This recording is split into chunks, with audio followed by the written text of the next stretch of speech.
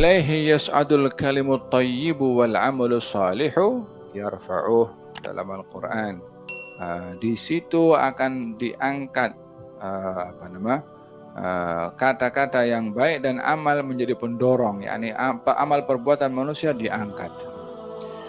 Selain daripada amal perbuatan manusia diangkat, nyawa manusia pun bila meninggal dunia diangkat juga kepada Allah Subhanahu Wa Taala. Kalau fil hadis dinyatakan bila orang itu meninggal dunia, maka ruhnya itu diiringi oleh ramai malaikat. Saat nazak itu malaikat ada di sekeliling, menunggu malaikat pencabut nyawa untuk sempurna mengambil atau mencabut nyawanya. Bila sudah sempurna dicabut nyawa itu, akan dibawa oleh malaikat-malaikat yang lain yang ada hadir bersama.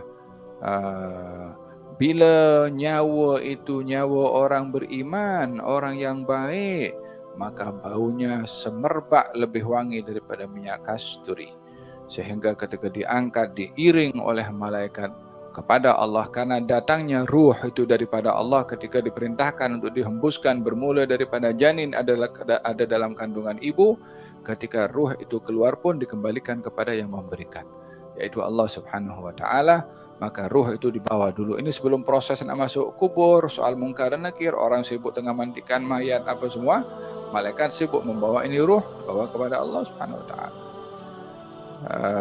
Bila dia orang yang baik, baunya wangi, lebih wangi daripada minyak kasturi. Sampai ke langit yang pertama, penjaga langit pertama malaikat mengatakan, ini ruh siapa ni? Wangi, kata mereka, disambut. Selamat datang wahai ruh yang tenang menuju kepada Tuhan yang Maha Mengampunkan. Macam pengantin disambut oleh para malaikat, diiring daripada bawah sekian ramai malaikat, diiring sampai ke pintu langit pun juga welcome, ahlan wa sahlan, sampai langit yang kedua, langit yang ketiga, sampai dipilih tempat untuk mendapatkan ridha dari Allah Subhanahu Wa Taala dan dikembalikan ke bumi dalam keadaan ia gembira mendapatkan. Ini belum proses lagi mungkar dan nakir, sudah tahu tempatnya itu akan ditempatkan di mana. Sehingga ketika diturunkan lagi ke bumi, ruh itu menunggu proses manusia yang sedang memandikan. Ruh itu pun menyadari apa yang dilakukan kepada tubuh badan yang menjadi penjara bagi ruh sebelum dikeluarkannya. Nampak apa dilakukan kepada jasad seorang. Ya subhanallah, macam mana diatur alam ini oleh Allah Subhanahu Wa Taala. Ruhnya boleh nampak tapi tak boleh buat apa.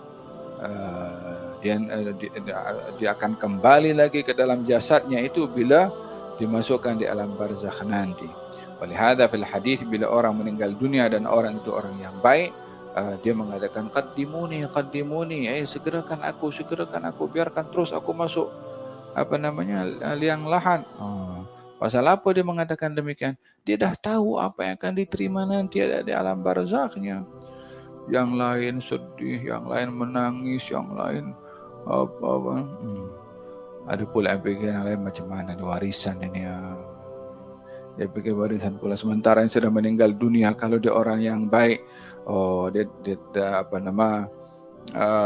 dia dah lagi tak ingat lagi apa kenikmatan yang ada di dunia.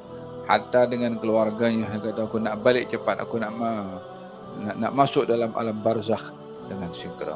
Walihada bagi orang yang beriman masuk ke alam barzakh ini, bila dia termasuk orang husnul khatimah, ghayatul muna, menjadi punca tujuannya. Sebab apa yang didapat di alam barzakhnya jauh lebih indah daripada apapun kenikmatan yang ada di atas muka bumi. Ia menjadi satu permulaan kenikmatan menuju ke syurga. Tapi bila orang itu orang yang jahat, maksiat, fasik, minum khamar, dada, putus silaturahim, zina, dan benda-benda mungkar yang lain, rasuah, curi duit orang, riba, la ilaha illallah, mana boleh akan dapat bau wangi pada ruhnya. Yang masuk ke tubuh badannya haram, sumber rezekinya haram, perbuatan hari-hari haram, macam mana nak disambut? Ruhnya bila keluar daripada tubuh badannya, dibawa ruh itu juga sebagai proses rutin yang Allah tugaskan kepada malaikat, tapi tak sampai ke langit yang pertama. Katanya, alangkah busuknya ini ruh, apalagi busuknya ini nyawa, ditolak daripada langit yang pertama. Macam mana nak lepas langit kepada nak lepas langit yang kedua? Langit pertama pun kena tolak. Itulah yang dibuang ruh tadi karena tidak diterima oleh Allah Subhanahu wa taala. Makanya dikatakan orang yang menyekutukan Allah Subhanahu wa taala umpama jatuh daripada langit, yang ditolak, tak boleh menembusi pintu langit, sehingga tidak diterima di langit, tidak diterima pun di bumi. Wahakadha perbuatan syirik kepada Allah Subhanahu wa taala. Semoga Allah lindungi kita daripada perbuatan syirik, baik dalam keyakinan atau dalam ibadah, dan semoga Allah anugerahkan kepada kita keikhlasan. Amin, amin, amin.